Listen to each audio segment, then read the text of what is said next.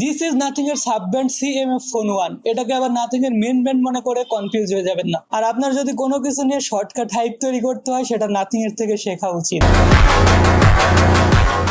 They are only one of the legend phone company এই phone ইন্ডাস্ট্রিতে।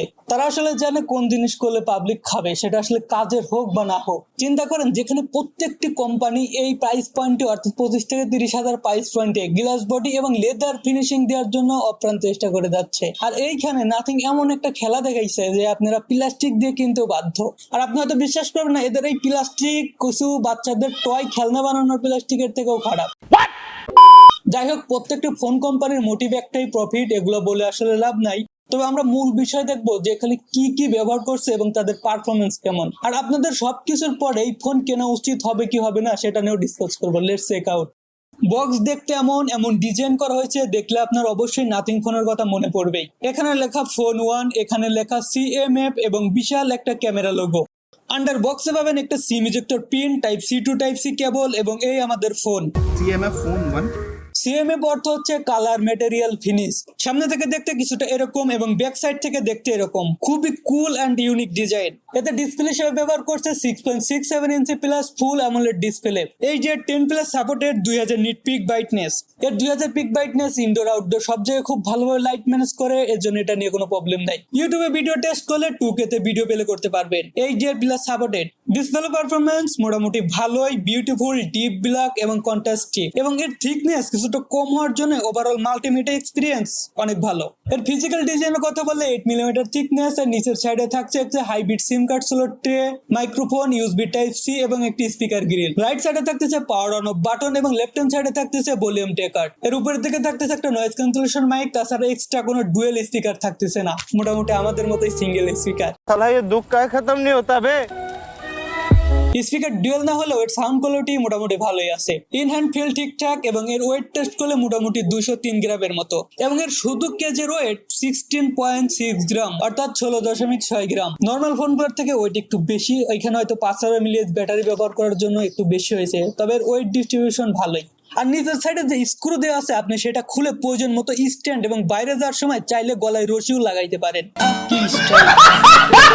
আমি sure আমাদের দেশে কিছু ছাত্রী পোলাপান এর ট্রেন্ড বের করবে, আর CMF ফোন এদেরই খুঁজতেছে, মানে এদেরকে কাস্টমার হিসেবে খুঁজতেছে। পারফরম্যান্স সেকশনে থাকছে মিডিয়াটেকের ডায়মেনসিটি 7300 প্রসেসর। এই এক 4 ন্যানোমিটারের উপর তৈরি প্রসেসর। এখন এখানে একটা বিজনেস ট্রিক্স দেখেন, এখানে যে 7300 প্রসেসরটি কিন্তু 7200 প্রসেসরের সাকসেসর না, এটা মূলত 7050 এর আপগ্রেড ভার্সন। এখানে CMF কোম্পানি এবং মিডিয়াটেক একসাথে হয়ে মানুষকে আসলে বোকা বানানোর চেষ্টা করছে। ধরেন কিছুদিন আগেও যখন একটা মানুষের প্রসেসর নিয়ে অতটা আইডিয়া বা অতটা ধারণা ছিল না, তখন মোটামুটি সিরিজ নাম্বার দেখে বুঝে ফেলতো যে কোনটার থেকে কোনটা ভালো। এখন সেই সুযোগটা কিন্তু থাকতেছে না, এর জন্য অবশ্যই আমাদের চোখ কান খোলা রাখতে হবে। এর অ্যান্টিটি স্কোর 65 লাক্স অনলি, ঠিকঠাক আছে স্কোর এই প্রাইস পয়েন্টে, but not powerful compare to Dimensity 7200 processor. আমি আবারও বলছি, not powerful compare to Dimensity 7200 processor. দুটি ভেরিয়েন্টে পেয়ে যাবেন 6GB 128GB এবং 8GB 128GB। এই ফোনে ব্যবহার করছে LPDDR4X এবং স্টোরেজ টাইপ 2.2। এই প্রাইস রেঞ্জ 30,000 টাকা কিন্তু খারাপ না। এই 30,000 টাকার প্রাইস রেঞ্জের ফোনগুলোতে অন্যান্য কোম্পানি কিন্তু মোটামুটি আপ টু 3.0 স্টোরেজ টাইপ ব্যবহার করে, আর কিছু কিছু ব্র্যান্ড তো 4.0 ব্যবহার করছে। সেই অনুপাতে এখানে ব্যবহার করছে অনলি 2.2, যেটার স্পিড 3.0 থেকে অর্ধেক। এইখানে মোটামুটি একটু নেগেটিভ পয়েন্ট। গেমিং সেকশনে HD তে হাই আল্ট্রা অপশন পেয়ে যাবেন এবং স্মুথে এক্সট্রিম অপশন পেয়ে যাবেন।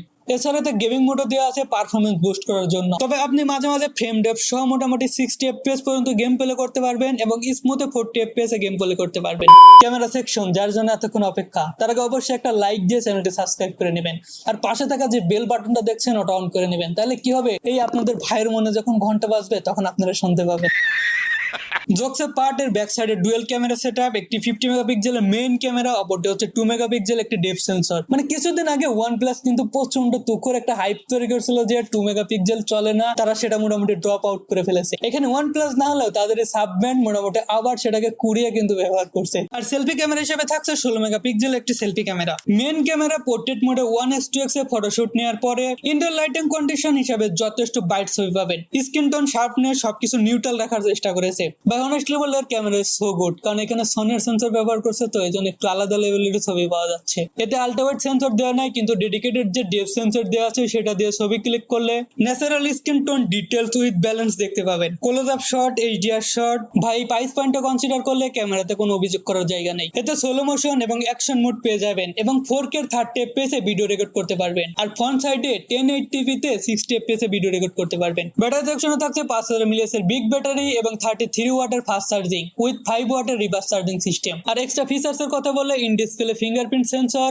ব্লুটুথ 5.3, ওয়াইফাই 6 এবং 5G band supported with IP rating 54। মোটামুটি বৃষ্টির ফোঁটা বা সিটে ফোঁটা পানি পড়লে তেমন সমস্যা হবে না। সফটওয়্যার সেকশনে থাকছে নাথিং এর ওএস এবং আউট অফ বক্স অ্যান্ড্রয়েড 14। এটাতে 2 বছরের মেজর ওএস আপডেট এবং 3 বছরের সিকিউরিটি আপডেট পেয়ে যাবেন। নাথিং এর ইউআই বরাবরই খুবই ক্লিন এবং স্মুথ। এটাতে এক্সটার্নাল কোনো অ্যাপ ব্লোটার নেই, তবে এদের নিজস্ব কত অ্যাপস আছে, আপনি চাইলেই সেগুলো আনইনস্টল করতে পারবেন। এর প্রাইসের কথা বললে 30,000 টাকার মধ্যে পেয়ে যাবেন, তবে অবশ্যই এর সাথে প্লাস করতে হবে একটা চার্জার এবং আপনার কতগুলো কভার লাগবে সেটা। তো ওভারঅল এই ছিল সিএমএফ ফোন 1। ভালো খারাপ সবই বলেছি, বাকি সিদ্ধান্ত এখন আপনার। তো অবশ্যই ফোনটি কেমন লেগেছে কমেন্ট বক্সে জানিয়ে যাবেন এবং কোনো বিষয়ে কোনো প্রশ্ন থাকলে সেটাও। তো ভালো থাকবেন, দেখা হবে খুব শীঘ্রই।